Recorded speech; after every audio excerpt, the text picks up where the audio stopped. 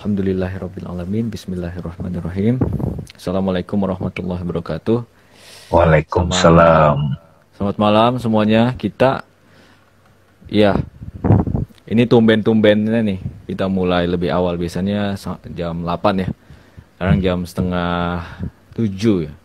Ya jam setengah 7. Ya biar ini aja lah, biar ya Ran- sebenarnya mungkin ada ya apa ya? Random, Random random. dan bukan karena ada acara juga sih, tapi nggak Oke. apa-apa, kita kan santai, sebenarnya Aha. santai selama ya setelah maghrib habis itu bisa kapan aja. Orang dulu juga pas Ramadan tuh kan pernah jam 9 kan, tetap Hmm. aja ada yang nonton, itu heran juga sih, keren kalian pokoknya. Oke, kembali lagi ke Self Inquiry and Philosophy, sekarang episode ke-18. Dan ya, di sini kita membahas ya segala topik lah, persoalan dengan sudut pandang filsafat, filosofi, dan juga self inquiry. Ya, mungkin beberapa yang udah datang dan mungkin kebanyakan juga yang udah datang udah tahu lah ya apa self inquiry dan philosophy, atau setidaknya bisa mereka-reka apa gitu. Self inquiry sendiri kan dari katanya seharusnya udah jelas. Self inquiry, self diri, inquiry itu penyelidikan, penelitian gitu. Apa yang diselidiki? Ya diri sendiri. Jadi sebenarnya ya mendekati ke introspeksi lah gitu. Jadi apa ya, kita di sini meneliti masalah bukan hanya mengobrak-abrik masalahnya objektif, tapi juga bagaimana kita subjek itu kok bisa ngeliat itu masalah pada mulanya gitu, in the first place. Kenapa sih itu bisa jadi masalah untuk kita? Jangan-jangan ada yang aneh di kitanya gitu kan? Itu semua penyelidikan. Oke, nah sekarang yang kita angkat temanya adalah kalau di antara teman-teman yang mungkin adalah pelanggan konsumeris Netflix ya, udah tahu sebenarnya ini dari mana nih gitu ya. Jadi yang mau kita angkat sekarang adalah dilema media sosial gitu dan segala konsekuensinya. Jadi kehidupan di dunia media sosial itu ingin kita kita teliti secara mendalam dan juga eh apa ya? Kalau aku sendiri ya, ini mungkin personal dan mungkin teman-teman juga sangat sangat boleh tidak setuju dengan aku, tapi ketika membahas ini aku berpikir sangat mudah bagi kita untuk langsung mengkritik, langsung memukul media sosial gitu loh. Wah, itu buruk, oh itu baik gitu loh. Kalau aku sendiri tidak puas dengan jawaban kayak gitu. Maksudnya ini aku nyebutnya konservatif sebenarnya malah. Kayak langsung menjelek-jelekan media sosial gitu. Ya, apalagi setelah udah tahu banyak yang berbicara tentang apa efek-efek sampingnya gitu kan, langsung terpengaruh nih. Wah, berarti jangan pakai media sosial. Itu menurutku tidak, eh, janganlah kita bahas di situ. Itu udah sudah seharusnya kita meneliti there's something more than that gitu loh. Jadi bukan sepenuhnya useless gitu kan. Dan tadi kembali lagi ke ada acara di Netflix, TV series, dokumenter judulnya The Social Dilemma ya. Nah, aku ambil inspirasi temanya dari situ, jadi aku buat dilema media sosial. Kenapa dilema? Karena dilema kan dia selalu dua kan, persoalannya gitu. Jadi aku pikir A ternyata B gitu, aku pikir A ternyata negasinya A gitu. Itu sebuah dilema kan. Wah, apakah benar begini? Jadi di dalamnya mungkin teman-teman sudah bisa mereka-reka mengandaikan. Jadi ada banyak orang-orang yang bekerja di big tech companies, big four lah istilahnya kan. Kalau di ilmu teknologi, apa ilmu ekonomi kan, big four bisa kalau disebutkan nggak apa-apa lah karena udah terkenal, ya kan? Google, Apple, Amazon, Facebook dan seterusnya gitu, big four dari Silicon Valley kan.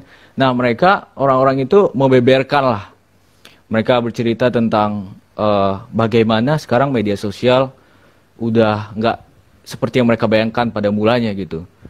Berubah total gitu. Sebenarnya niat mereka untuk membangkitkan positivitas, maksudnya untuk mengkoneksi kan, untuk membuat orang seluruh dunia semakin semakin terkoneksi, semakin terhubung. Tapi ya sebagaimana banyak banyak aksi kita di dunia ini selalu ada konsekuensi dan apa tidak selalu selalu bermata dua gitu istilahnya.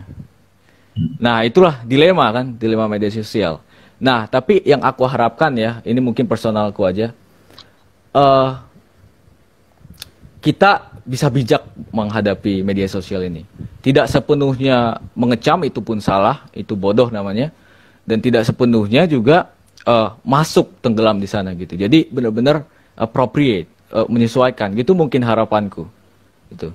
Tapi ya ini menarik sih. Aku suka membahas ini. Jujur aja gitu. Terutama untuk membangkitkan, ya ini sebenarnya konsekuensi positifnya lah, untuk membangkitkan sense of apa ya, mereka orang-orang yang mendengarkan ini dan juga aku juga, kita semua sadar gitu media sosial itu sebenarnya apa gitu. Jadi akhir-akhir ini kan terjadi semacam krisis di media sosial gitu. Boleh gak aku cerita sedikit? Silakan, cerita aja Bang. Ya. Oke. Jadi sudah menjadi prinsipku ya, maksudnya cara pandangku, terutama ketika udah belajar self inquiry dan filosofi, membantu banget. Kalau ada krisis, di situ kunci peluang kita mendapatkan jawaban gitu loh. Atau bahkan sepenuhnya aku sudah bisa mengklaim, bisa cukup berani mengatakan justru krisis itu adalah kebenaran gitu loh. Tapi kita belum sadar aja gitu. Jadi kalau misalnya ada krisis, kita harus udah ganti tuh di benak kita. Pandanganku langsung, oh ada kebenaran somewhere, tapi aku belum lihat aja. Itu krisis. Dan itu kan yang kita dapatkan dari self inquiry, filosofi, dan juga aku selalu mengutip Marx, Karl Marx gitu. Dia kalau mau menjelaskan, lu kalau mau tahu kapitalisme kayak apa, kamu harus tahu dulu krisisnya gitu. Sama juga dengan jiwa gitu kan. Kamu tahu dulu masalahmu apa gitu. Sadar. Baru bisa ketemu the truth. The truth yang menyamar gitu kan. Kalau kata Rumi, justru pada saat kamu luka, tertusuk, cahaya bisa masuk kan. Sakit memang tusukan itu, tapi cahaya itulah yang menyebabkan cahayanya masuk. Atau bahasa lebih yang udah kita bahas, obstacle is the way, gitu kan. Krisis itulah kuncinya. Nah, menurutku media sosial itu krisis. Dalam arti, kita jadi sadar sebenarnya yang selama ini terjadi itu, kita sadar sebenarnya bukan kebenaran yang sejati. Gitu. Kita jadi sadar mulai adanya hoax, membuat kita lebih peka, ya kan, jadinya adanya cyberbullying dan semuanya yang macam-macam itu gitu. Kalau aku bisa bilang ya, setelah menonton dokumenter itu, aku langsung bertanya, what's new? Apa sih yang baru? Bukannya, dan ini udah didukung oleh ya para pemikir lah gitu kan. Mereka juga mencapai konklusi yang sama. Apa yang baru sih? Media sosial hanya membantu kita untuk sadari itu gitu loh. Dari dulu udah begitu, kita nggak sadar aja. Tatanan sosial, politik, masyarakat, ekonomi gitu. Oke, kalau Bang Dame, aku ingat justru digital world itulah yang membantu kita untuk lebih sadar yang di dalam gitu kan. Sebenarnya udah dari dulu kayak begini, tapi kita kayak nggak sadar dan dibantulah oleh digital. Tapi dia membantunya at the same time bisa mengelabui lebih parah juga gitu. Oke, udah cukup untuk pengantarku. Silakan Bang Dame.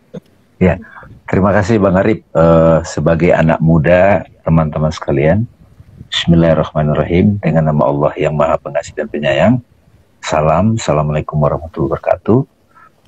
Teman-teman yang mendengar sesi Suaguru ini berkaitan dengan dilema sosial, media sosial itu, kita mengangkat ini sebetulnya langsung aja ke self inquiry-nya Bang. Bagaimana sekarang aku memulai hariku gitu teman-teman. Sehingga pembicaraan malam ini itu langsung memberikan satu dampak. Tadi kalau teman-teman sempat menonton itu dan juga sudah mengecek dalam keseharian kita, kan banyak anak orang tua terutama Bang Arif. Orang tua itu kan stres juga ngeliat anak-anaknya, bahkan ibu-ibu, bapak-bapak itu semua seperti masuk dalam pusaran informasi yang terlalu melimpah gitu loh. Yes. Masa-masa sebelum sosmed aja terlalu banyak majalah, terlalu banyak koran, itu stres loh. Jadi terlalu banyak informasi itu kita jadi bingung gitu. kayak dibanjiri oleh banyak informasi, kita jadi tidak lagi sempat untuk ini mana yang benar, mana yang bukan gitu. Belum lagi Bang Arif, di sosmed itu kan tidak ada otoritas. Otoritas terus terang, ya, itu yang mengendalikan, yang punya duit. Dia bisa menciptakan satu ikon di sosmed itu, sehingga dia diikutin gitu loh. Itu yang disebut followernya banyak gitu loh. Sekarang ini kan, yang punya otoritas di sosmed itu Bang Arif kan yang followernya banyak.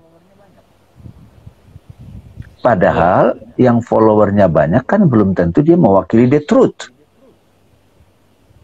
Ya enggak? Nah, jadi disadari ada satu permainan baru di dunia informasi yang kita sebut digital, sosmed, tetapi coba dilihat dampaknya ke kita Bang Arif. Sebetulnya bukan cuma sosmed Bang Arif. Digitalisasi secara keseluruhan. Mulai dari uang, politik, itu mempengaruhi loh. Bahkan melalui informasi di sosmed itu, dia bisa menggerakkan demo kan? Bisa menumbangkan satu rejim loh. Bahkan bisa menghancurkan sebuah generasi loh Bang Arif. Ya kan?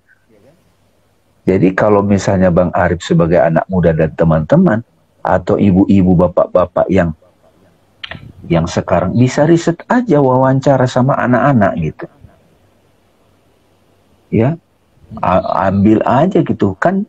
Di film itu kan ditampakkan misalnya seorang anak remaja umur 15 tahun di apa namanya, di HP-nya itu, di Instagramnya itu kan dia bisa membuat ikon mukanya macam-macam kan, agak mancung dikit, agak make up dikit, iya kan, pakai filter gitu kan. Nah, ditampilkanlah gambar dia yang sesuai dengan filter itu, sehingga orang mengenal dia sesuai filter itu, personality itu.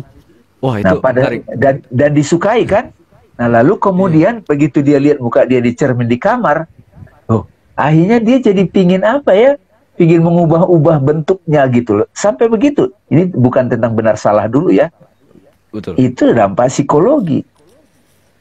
Belum lagi satu anak itu, Rip, mamanya kan bilang, coba kamu nggak pakai HP seminggu gitu. Itu kayak kiamat rasanya hidupnya gitu. Dan itu yang begitu Bang Arif dan teman-teman, bukan 1-2, bisa 2 miliar orang gitu loh. Bisa 100 juta orang.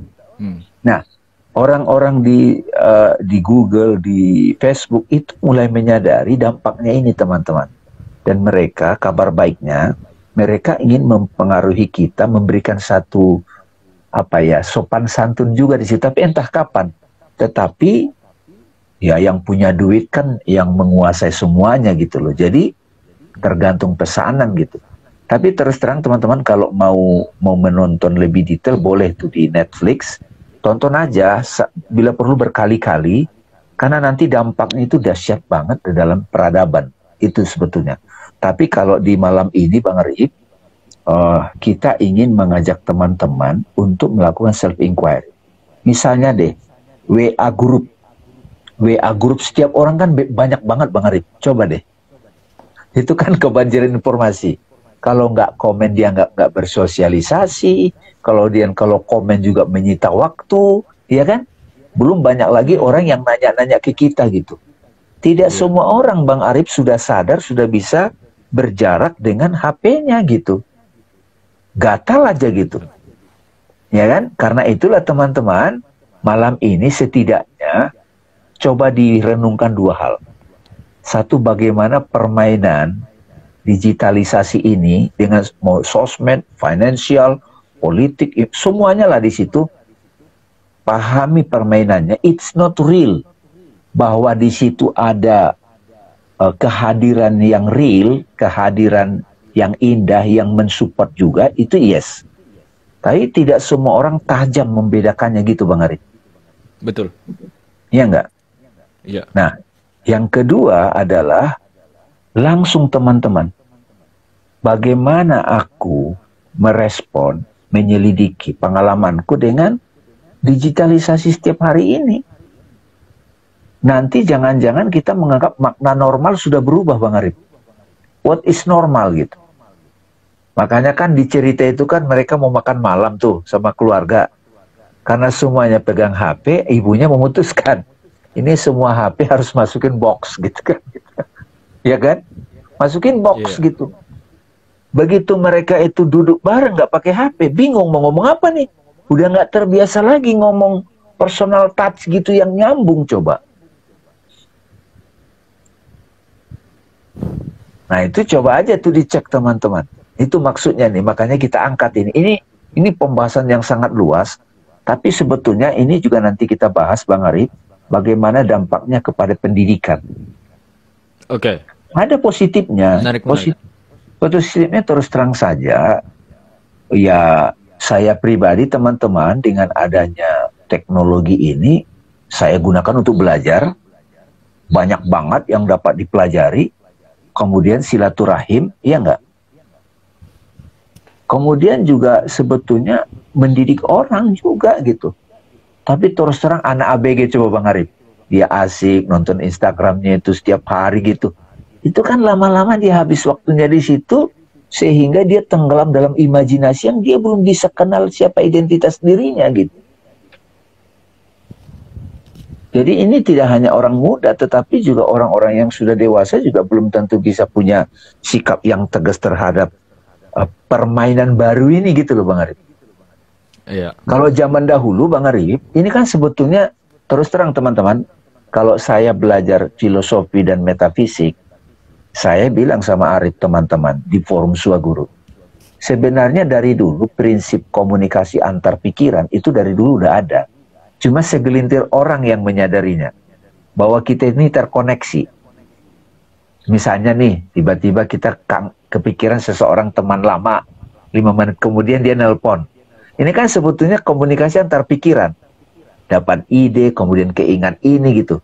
Nah, sekarang kalau orang-orang yang sudah sadar, itu dia bisa memainkan itu. Kenapa ya saya kepikiran orang ini? Kenapa saya merasa ini?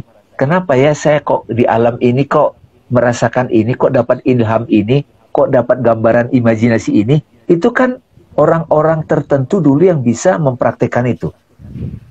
Iya. Sekarang ini tukang bakso, tukang sayur, anak SMA, pejam, semuanya itu main bareng coba tuh, dan bebas merdeka di situ coba. Makanya banyak yang tenggelam gitu. Tapi banyak juga yang bisa survive gitu, berselancar di lautan informasi itu. Jadi dua hal ini Bang Arif, supaya pembicaraan malam ini juga bisa ada semacam buahnya buat teman-teman. Nah, terus terang digitalisasi ini, apalagi sejak pandemi ini kan kita dipaksa kayak domba-domba Bang Arif, itu dipaksa masuk gitu. Semua interaksi kalian semua pakai digital gitu. Coba masuk mall harus pakai barcode gitu. Coba deh. Sekarang nggak bisa loh Bang Arif. Kalau Bang Arif itu sudah mau masuk mall, pakai barcode sekarang. Pakai HP Iya, gitu. iya. Kalau lupa bawa HP, nggak bisa masuk. Parkir juga gitu tuh. Dulu. Nah, iya kan? Udah gitu sekarang, bayar parkir. Nah, maksudnya kan membantu kita untuk memudahkan aktivitas. Tapi, nah yang parah lagi sebetulnya bukan sosmednya yang salah, tapi addiction-nya. Ketergantungan. Jadi kayak sejenis narkoba Bang Arif di sini kan. Narkoba baru. Gatal aja coba.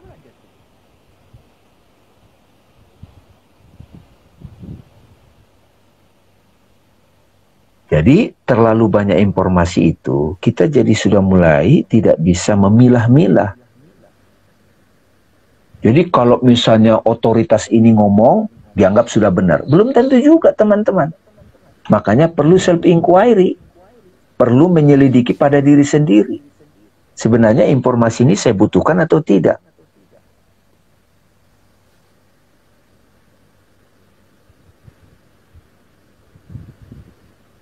Nah ini sebetulnya Bang Arif, bagus juga nih kalau kan Gilang hadir di sini. Karena anak-anak ABG itu kan kalau dia tiba-tiba tidak dia update status, tidak ini, itu kayak merasa kayak tidak include dalam permainan gitu. Itu mengganggu psikologi dia gitu.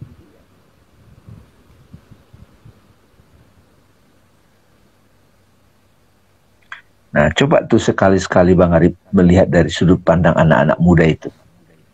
Orang-orang yang memang Iya, iya sudah aku coba sih beberapa nah, kali ya. Dan eh, kenapa? nah di film itu kan nampak tuh contohnya dua anak itu kan. Yang satu anak remaja itu Ya, gimana itu Bang Arif? ya yang satu kan yang cewek itu ya. Ya sebenarnya itu udah tersebar luas lah sekarang. Udah mainstream di dunia ini.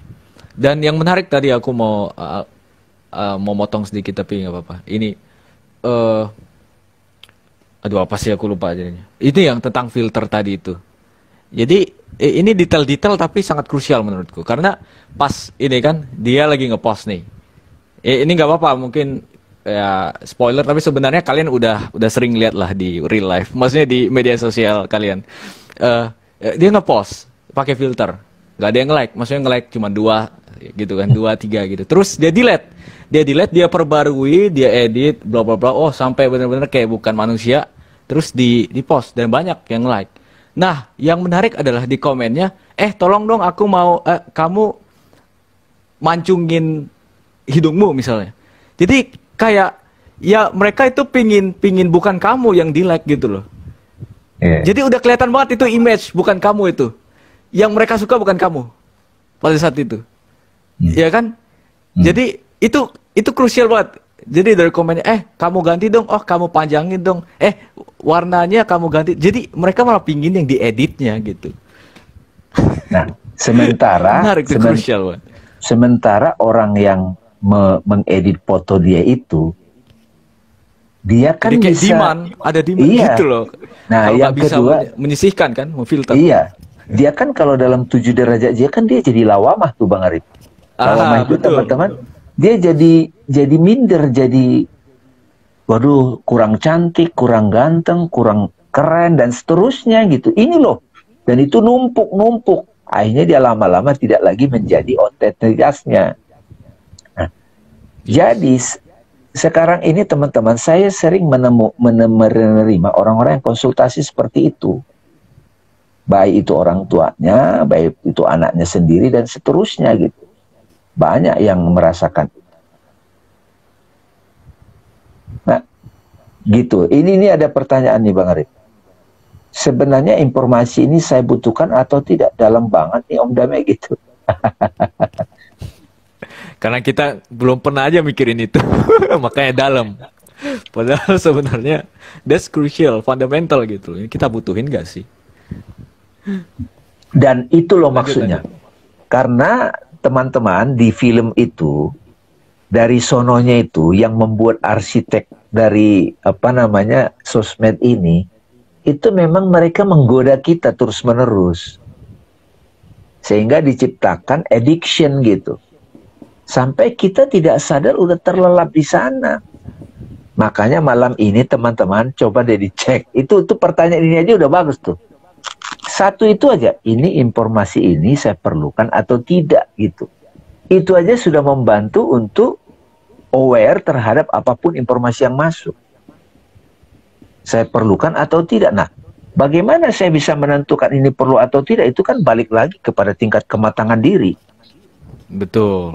Iya itu penting tuh. Iya kan? Soalnya sering gini, ini perlu gak sih? Perlu bagiku. Nah, akunya yang mana gitu loh. Kadang aku yang perlunya itu mengerti sebagai nafsunya atau egonya gitu. Jadi ujung-ujungnya malah melayani lagi lebih lanjut. Oh, aku perlu ini, aku perlu tahu politik. Oh, aku perlu tahu apa yang terjadi di Monas gitu. Mohon maaf, misalnya gitu kan. Nah, iya perlu. Dia bilang, oh aku perlu ini. Tapi akunya yang mana gitu masih. Nah, itu lagi makanya perlu kematangan atau self inquiry jadinya kan. Jadi setelah pertanyaan lagi selanjutnya terus gitu. Nah, itulah teman-teman. Jadi siapapun yang mendengar ini dan juga nanti mendengar rekamannya, setidaknya malam ini kita agak disuruh jeda sejenak deh, diam sejenak untuk memeriksa. Karena ini dahsyat sekali. Mengapa ya? Menghipnotis. Jadi kita ini ya sebetulnya kalau dari sisi metafisik Bang Arif, penampilan material ini aja sudah menghipnotis atau optic illusion kalau para guru Vedanta bilang. Kalau kita lihat langit biru, itu sebenarnya langit nggak biru loh. Iya kan? Langit kan tidak biru gitu. Nah, jadi di padang pasir kayak ada air padahal fata morgana. Fata Nah, Morgana. nah, jadi yang secara fisik ini aja sebetulnya kita belum bisa melihat as it is, bagaimana yang tampil di sosmed itu. Jadi teman-teman, hari ini kenapa kita masukkan ini dalam program self inquiry supaya masing-masing mulai menyelidiki. Ini saya butuh ini diriku yang mana nih yang butuh nih. Jadi lebih dalam. Tahapannya kan beda tuh. Pertama tadi yang ditanya tadi teman kita tadi. Ini saya perlukan atau tidak? Nah, itu nggak berhenti di situ. Nah, yang menentukan perlu atau tidak siapa nih? Diriku yang mana? Nah, di self inquiry kan kita udah biasa bahas. Ada satu peristiwa kita merespon. Ini responku yang mana nih? Respon egoku kah, nafsuku, sehingga kalau nafsu kita akan bergulat dengan drama itu dan itu lagi, itu lagi, itu lagi, itu lagi.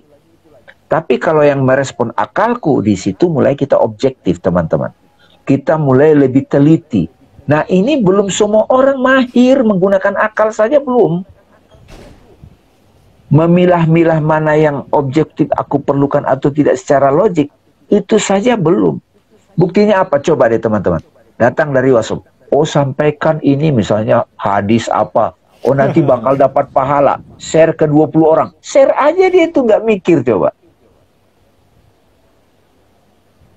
Sebarkan video ini agar ini. Share aja itu. Loh, kalau kontak dia ada 500, langsung ke 500 orang.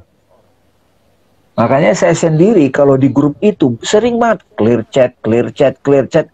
Karena memang membacanya aja butuh perhatian coba. Wah, itu aku boleh cerita ya, itu ada yang menarik Iya. kayak gitu juga. Kalau ini dari Instagram nih, dan ini aku berbicara dari pengamananku atas ya orang-orang nggak tahu kayaknya seumuranku atau apa, aku nggak tahu juga lah, kan pengguna media sosial ya, Instagramnya. Nah, jadi ada satu video. Ini mohon maaf sekali lagi hubungannya kayak tadi karena Bang Dame nyebut hadis, jadi ada yang hubungannya kayak gitu. Video ceramah. Video ceramah, tahu kan kalau feed Instagram ada feed kan? Nah, itu kalau kita scroll terus kan bisa berubah tuh. Macam-macam tuh random. Pokoknya sesuai algoritma lah, gitu kan. Terus nah ada video ceramah gitu. Nah, aku nggak sengaja mencet komentarnya. Nah, komentarnya itu bilang, "Wah, ini muncul di feed gue lagi, aku takut lah. Aku takut kalau nggak nonton. Takut dosa." Gitu lagi. Jadi harus nonton, nggak boleh di swipe up gitu. Lah, ini aku bertanya, ini mereka benar-benar peduli dengan agama, mohon maaf sekali lagi, atau justru malah diperbudak oleh Instagram. Jadi benar-benar makin konsumeris gitu kan. Nah, di sini ya perlunya akal sehat bisa brutal. Kematangan gitu. itu dia. Kematangan. Nah, itu loh Bang Arif. Makanya kan kenapa zaman sekarang itu perlu filosofi, terus juga self inquiry. Satu lagi teman-teman yang sangat penting adalah ketika kita sudah dibanjiri banyak informasi Bang Arif, banyak video dan seterusnya, itu suka nggak suka begitu kita buka, itu kita login loh Bang. Begitu login, itu bekerja tuh di dalam tuh. Begitu bekerja, itu melelahkan. Makanya banyak orang tiba-tiba kayak kecapean gitu. Pikiran kan begitu, mengolah dia. Masuk. Ya, karena itu kita membutuhkan, tadi kan satu filosofi. Filosofi itu berpikir logik yang lebih teliti lah. Mana yang perlu, mana yang tidak gitu ya. Kedua, self inquiry selalu ditarik ke diri. Ini kepadaku apa ini meaningnya nih? Meaningless atau meaningful gitu loh. Ya, itu terus menerus tuh. Ya kan tadi quote kamu itu Bang Arif. Meaningless apa meaningful? Kalau misalnya terlalu banyak itu gak usah jauh foto deh Bang Arif.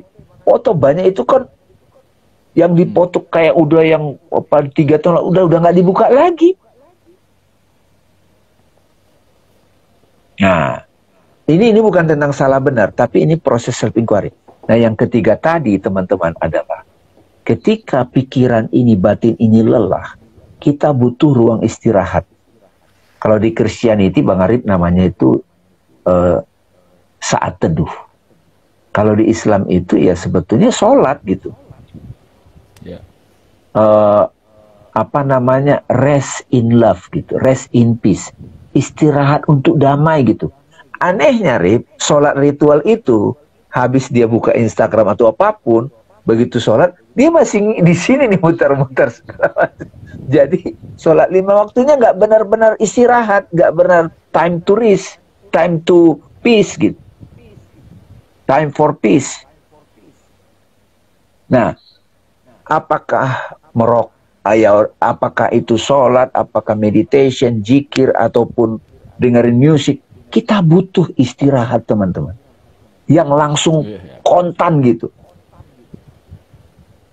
Itulah yang bikin nanti itu crazy, gila itu, jadi gila. Olahraga. Nah, bisa juga tuh istirahat. Nah, istirahatnya olahraga bisa juga. Nah, tapi ada, jadi begitu olahraga kan, ini loh memang apa namanya, pembuat arsitek dari sosmed itu memang memberikan endorfin untuk desire kita. Jadi bukan kita salahkan sosmednya, tapi di sini butuh kematangan nih.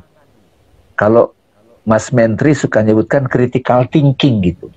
Mbok berpikir itu agak kritikal gitu, agak telitilah gitu. Ya kalau Bang Arif kan udah sering melakukan itu, jadi ini nih bukan cuma anak muda, tetapi orang-orang tua juga. Apalagi nanti kita lihat aja zaman Pilpres. Waduh. 2024. Nah itu sudah deh. Jangankan kita jadi masing-masing harus bisa mengendalikan dirinya gitu loh, maksudnya malam ini kita mau bahas. Pemerintah aja udah nggak bisa mengaturnya itu. Ya ada diatur tapi udah nggak sepenuhnya bisa. Mana bisa dikendalikan. Jadi kita tidak menyalahkan sosmednya. Itu sudah. Nah, sementara yang pembuatnya itu Facebook, Google, dan seterusnya semua itu, mereka udah menyadari dampaknya, dampak negatifnya yang parah. Jadi pertama, matangkan intelektual supaya bisa memilih nih, ini mana informasi yang gue butuh, mana yang enggak nih. Kemudian setiap hari self-inquiry. Ini sebenarnya dampaknya apa sih ke aku? Kalau dia positif terus kan nggak apa-apa, bagus banget. Kita download buku gampang, mutar video-video bagus gampang. Tapi kan kita lihat juga, nah ini satu lagi nih Bang Arif. Di dunia digitalisasi ini, semua ada. Orang memberikan perhatian pada sesuatu di situ, itu tergantung tingkat kesadaran. Dan algoritma dari Google dan seterusnya itu bisa ngebaca kita tuh. Dia bisa ngatur kita loh itu. Jadi di sini sebetulnya terakhir Bang Arif, yang pingin saya sampaikan juga teman-teman. Disinilah pentingnya saat teduh, time for peace, self interest, standing as awareness. Kita masih, dan itu tidak mudah bagi orang yang belum terbiasa, Bang Arif. Tidak mudah, berat. Sakit aja masih gatal. Udah kena COVID misalnya, sudah di kamar, nggak ada HP, kan wah di sini muter karena udah biasa.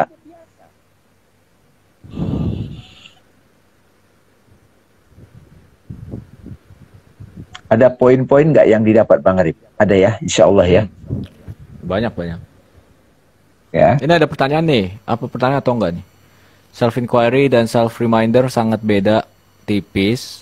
Yang terpenting perlu pemasakan otak yang matang. Saat itu sudah matang, kita bisa menentukan pilihan. Baca pelan-pelan Bang. Mbak Priska ya. Self-inquiry dan self-reminder sangat beda tipis. Yang terpenting perlu pemasakan otak hingga matang. Saat itu sudah matang, kita menentukan pilihan rasa tersebut. Saat sudah matang menentukan. Oke. Mohon koreksi. Gini teman-teman. Jadi self-inquiry yang kita kenalkan di sini ini berlapis-lapis. Sebetulnya self-inquiry paling awam, paling bawah itu introspeksi diri. Jadi kalau ada satu fenomena, kita tidak menyalahkan situasi, kita tidak menyalahkan diri sendiri. Itu ukurannya. Jadi kita apa? Kita jadikan peristiwa ini cara untuk refleksi diri. Misalnya kita dimaki-maki orang. Wah, dengan mudah kita menyalahkan dia kan? Bahkan meratapi diri. Nah, itu kita sebut ego. Nah, self-inquiry pada tahap awal adalah introspeksi. Jadi kayak kita di cermin, depan cermin. Di depan cermin muka kita tampak kotor. Kan kita nggak pecahin kaca. Kita jadikan itu sebagai refleksi untuk melihat wajah kita. Nah, sekarang refleksinya itu 3D nih. Semua ini. Semua kejadian ini. Nah, level berikutnya adalah menemukan makna di balik setiap peristiwa. Hikmah. Ya, nah, bahwa dimasukkan nanti mengingatkan diri, itu masuk tuh. Mengingatkan diri sendiri, ya mengingatkan, ya maksudnya ini mengingatnya ini langsung kepada sadar diri, baru nanti sadar pada Tuhan. Zikrullah. Nah, level yang lebih masuk lagi, self-inquiry ini adalah kita selalu sadar diri kita ini bukanlah tubuh ini, bukanlah pikiran, bukan perasaan, bukan personality, tapi diriku adalah kesadaran yang menyadari dirinya. Nah, tuh. Merasa nggak Bang Arif sekarang pengetahuan tentang the self itu sangat penting di era sekarang ini? Sangat penting. Dan karena udah tahu ini, santai ngelihatnya kan? Fundamental. Betul. Santai, melihatnya santai. Ini betul. Ini bukan peremehan ya, nggak meremehkan. Kita justru emang sadar begitu loh. Kan apa ya? Aku memandang filsafat atau self inquiry sekarang gini. Kebanyakan yang kita sebut masalah itu bukan masalah sebenarnya. Iya. Itu harus digarisbawahi. Kalau ada bisa kita ambil dari itu Al-Quran loh, Rip. Al-Quran ya? Innamal usri usro fa innamal usri usron, kan? Bersama kesulitan itu ada jalan keluar, ada kemudahan bersama. Iya, bersama krisis ada truth gitu. Kalau pandanganku gitu sih sekarang. Obstacle is the way, kan? The way. Jadi gitu guys, apa pemahaman ya self inquiry ini gitu ya. Di self itu bukan berarti aku meremehkan, oh kamu kenapa sih? Emang beneran itu masalahnya gitu loh. Aku bayangin gitu loh. Kalau ada orang yang kamu gak aktif ya, kamu biarkan masalah ini terjadi. Emang beneran itu masalahnya? Kamu sadar gak sih gitu loh? Iya. Selidiki dong, self inquiry. Ya? Selidiki gitu, bukan meremehkan. Justru dengan ini udah jelas sebenarnya, santai dalam arti karena udah tahu bukan itu masalahnya, ada lagi yang lebih penting yang harus kita benahi gitu. Prioritaskan. Prioritaskan, betul. Nah, jadi kalau orang sudah menyadari begitu, Bang Arif, maka kalaupun dia masuk kepada permainan sosmed itu dan seterusnya, dia datang sebagai dharma. Kalau orang belum sadar sebagai the self, nggak bisa dharma loh, susah. Nggak bisa. Itu jadi orang baik yang ketipu mulu, lugu, naif. Iya. Mari kita selamatkan ini, tapi ketipu sama yang pegang kendali, coba. Orang yang sadar dirinya yang sebenarnya yang bisa berdharma di permainan ini. Kalau orang-orang yang tadi akalnya nggak matang, aduh, kena banjir badang deh. Banjir badang informasi, habis.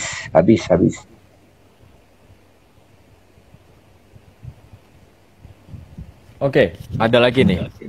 Di era digital ditambah efek dari adanya hustle culture bikin manusia makin tidak aware kapan harus istirahat, termasuk saya. Ya. Jadi hustle culture itu kayak apa sih hustle culture kayaknya? Kayak aku tahu hustle itu benar-benar apa ya?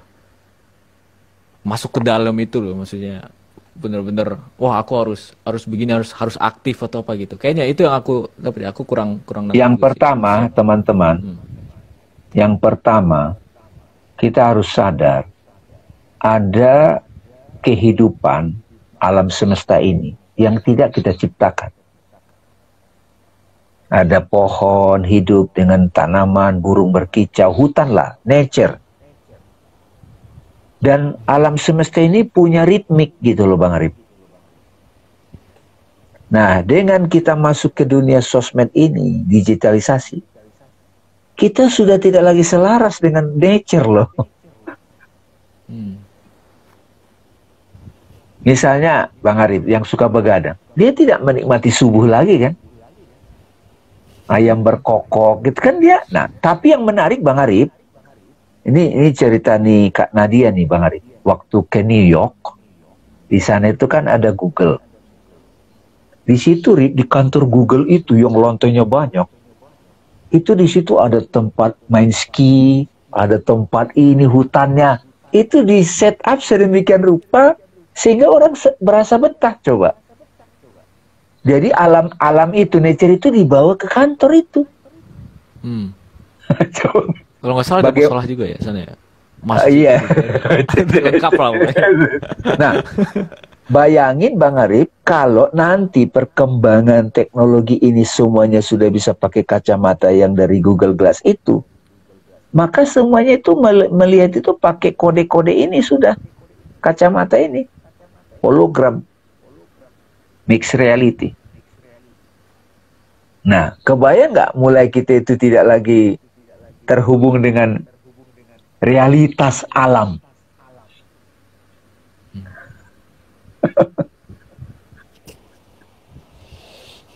Uang kertas saja kita udah nggak pegang, jarang udah. Iya. Coba. Yang jagain parkir bukan lagi orang. Kita ini ngobrol sama HP. Ngobrol di mana kita ini? Mana yang real? Iya. Itu loh. Jadi paling tidak malam ini Bang Arif ini jadi satu awareness. Nah mungkin satu saat kalau biasanya sih orang harus kejedot dulu sih. Harus ada yang depresi dulu, harus ada yang baru mulai ternyata dampak dari ini banyak. Ketidakmatangan jiwa memasuki dunia informasi banjir ini, banjir informasi. Saya teman-teman terus terang tidak semua grup itu saya aktifkan, enggak. Bukan apa-apa. Ntar gimana dong, nggak enakan. Ya gimana? Left dari grup aja sekarang susahnya minta ampun. Iya. Coba, kan udah terperangkap kan? Udah merasa belum terperangkap? Atau, saya menikmati kok. Ya oke, cek dulu deh. Menikmati atau sudah terjebak.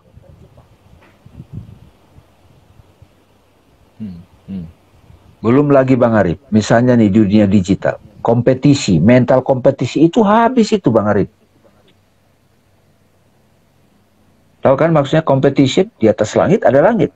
Tapi kalau kita udah ke sebuah guru, kita bilang, kamu punya uniqueness. Fokus pada keunikanmu. Ekspresikan dengan sebaik-baiknya atas nama Dharma. Bahwa ada orang yang attract dengan itu, ya itulah, itu aja. Itu hubungannya sepenuh hati.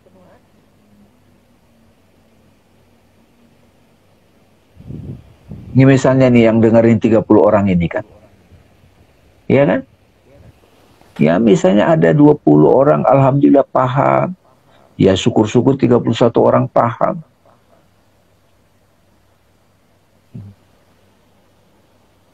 Ya. Jadi penting sekali nih kita aware terhadap ini. Karena mereka-mereka yang mendesain, yang menghipnotis kita dari sononya, arsitek-arsitek dari Google, Facebook itu udah sadar dampak negatifnya. Sementara kita pengguna ini masih terlena gitu. Nah, sekarang gimana solusinya? Ya itu tadi, 3 tadi. Akalnya dimatangkan melalui filosofi, ya ini perlu apa enggak gitu. Yang kedua self inquiry, kita selalu selidiki kepada diri kita dampaknya kepada kita apa gitu. Proses terus menerus. Yang ketiga, kita butuh saat teduh. Istirahat. Kalau kita sudah bisa menggunakan sholat ritual di Islam untuk itu, monggo, tapi jujur. Lagi asik begini, susah. Kalau tidak bisa 5, kadang saya bilang, ya pagi petang dapat. ruang istirahat gitu. Karena Bang Arif, teman-teman saya sendiri merasakan jadwal banyak, tetapi mindset saya ya berbagi inspirasi. Sehari bisa 7 jadwal Bang Arif, coba. Banyak yang minta. Waduh. Tetapi sekarang kan kalau orang butuh nih malam ini. Wah, misalnya orang tua nih. Kamu kalau mau tahu dampak sosial media apa gitu, ya bukan deh, ini yang Sua Guru gitu kan. Gak apa-apa, iya kan? Iya, iya. Atau yang The Journey of Soul, Dialog Suwung. Oh, kalau tentang itu, bikin Makin itu banyak. gitu. Makin banyak, udah bikin aja terus. Ya. Oke, sudah 1 jam, tidak terasa. Iya. Ya. Wah, udah banyak sih. Ya, mudah-mudahan memberi inspirasi pengingat pada sahabat-sahabat yang dengar ya. Dan mudah-mudahan kita bisa tetap menggunakan kesadaran kita yang fitrah untuk bisa berselancar di tengah badai informasi ini. Jangan menghabiskan waktu menyalah-nyalahkan, menggerutu yang akhirnya melemahkan diri sendiri. Silakan Bang Arif, mudah-mudahan bisa menginspirasi ya teman-teman. Terima kasih sudah memperhatikan, mengikuti ini. Insya Allah nanti next pertemuan kita akan bahas lagi yang aktual tapi teliti gitu. Bang Arif silakan. Oke. Wah, iya seru. Ini aku suka nih pembahasan kayak begini. Soalnya apa ya? Mind blowing gitu. Mind blowing. Bener-bener kita diberi pandangan apa ya? Mungkin bisa dibilang pandangan alternatif, tapi justru yang yaitu tadi filsafat sebagai dan self inquiry juga sebagai ya penyelidikan masalah itu sebenarnya apa sih. Nah itu kalau tadi Bang Dame kan bilang self inquiry perlu gini, filosofi apakah ini perlu atau enggak. Kalau aku sih menambahkan ini masalah benerannya gak sih gitu. Tugas filsafat kayak gitu ini benar masalahnya apa sih, yang fundamental, yang core-nya apa sih. Nah kalau self inquiry baru relate tuh masalah dengan apa jangan-jangan karena kita begini atau begitu gitu. Jadi ada relasinya gitu kan dengan subjeknya. Terus baru perlunya saat teduh. Ada saat teduh, yeah. Betul. Perlunya juga. Jadi 3 itu tuh. 3 itu perlunya space, perlunya ya hening tadi kan, makanya kita hening dulu. Yeah.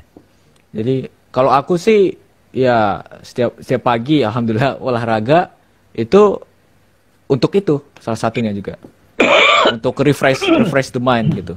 Karena kalau olahraga ya setidaknya itu juga memaksa kita untuk lebih fokus bukan ke dalam pikiran ya lebih itu, tapi ke udah olahraga aja gitu loh. Dan itu kan jadi hening. Iya. Fisik. Ya meskipun tampak seolah-olah mengalihkan isu, tapi sebenarnya it works gitu. Maksudnya dalam arti itu membangun kesadaran kita yang lain, kesadaran akan tubuh gitu. Itu juga penting kan. Iya. Gitu. Seperti yoga atau tai chi gitu ya. Seperti yoga. Betul. Ya, gitulah. Jadi, wah, ini keren banget topiknya, dan 3 hal tadi itu penting banget. Pertama, filosofi, self inquiry, dan apa ya istilahnya? Momen jeda. Iya, spirituality, ya. Jadi biar ngeraim gitu. Filosofi, self inquiry, spirituality itu. Jadi lebih enak. Ulang-ulang ya, Bang Arif ya. Ulang-ulang ya. Filosofi, self inquiry, spirituality. Oke. Spirituality. Filosofi, self inquiry, filosofi, self inquiry, spirituality. Jadi gitu guys, itu dia konklusinya dari kemana-mana kita dan membahas. Oke, kayaknya itu saja dari aku. Terima kasih sebanyak-banyaknya kepada Bang Dame dan juga yang mendengar. Semoga bermanfaat, semoga juga kita bisa tadi berselancar dengan sadar gitu. Dan di tengah-tengah badai yang sangat luar biasa ini. Gitu. Ya, ini kita tutup dengan quotes yang aku paparkan di undangan. Jadi ini Jean Baudrillard ya, dia filsuf asal Prancis. Dia nulis buku Simulacrum and Simulation, Simulation dan Simulacrum. Jadi dia kalau aku ya mengaitkannya dengan sosial media itu simulacrum atau simulasinya dunia sosial gitu loh. Makanya tadi sebenarnya media sosial terus digital ini adalah sebenarnya untuk mengingatkan kita, untuk menyadarkan kita sebenarnya dunia sosial itu kayak gimana sih? Itu tadi yang apa? Left aja segan, sungkan. Ya bukankah sebelum media sosial kita udah gitu. Jadi untuk disadarkan gitu loh. Kamu dihadapkan dengan apa yang sebenarnya selama ini sudah menjadi realitas dengan R kecil, realitasmu atau duniamu gitu. Kamu harus sadar itu. Oke. Dia bilang kita hidup di dunia di mana sudah semakin banyak informasi tapi meaningnya semakin sedikit gitu. Kita jadi tidak terlalu banyak jadi bingung. Nggak ada meaning sama sekali. Padahal banyak banget informasi. Oke, itu saja. Terima kasih teman-teman. Terima kasih Bang Arif. Terima kasih semuanya. Assalamualaikum.